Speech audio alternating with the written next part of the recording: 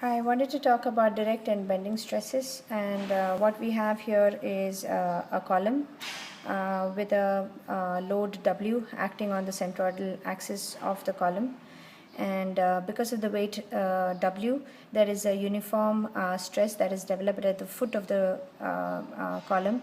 The nature of the stress is compressive stresses, and those stresses are called as direct stresses, denoted by P0, and can be found by dividing W by A, which is the cross-sectional area. Let's say if the weight W is not acting on the centroidal axis but is acting away from the centroidal axis at a distance E. This E is eccentricity, and because of this eccentricity, there is a moment that is developed, and that moment is denoted as M. So there is a moment M acting at the foot of the column. Now, because of this moment, there are bending stresses that are developed, which are denoted as PB, and can be found by M divided by Z. The pressure that is acting, once it was acting uniformly, is not uniform anymore, so you will have P max and P minimum.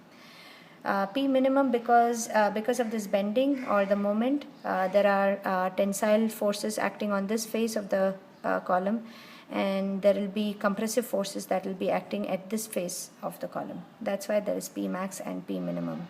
P max can be found by P0 plus PB, that is direct stress plus the bending stress, and P minimum can be found by P0 minus PB.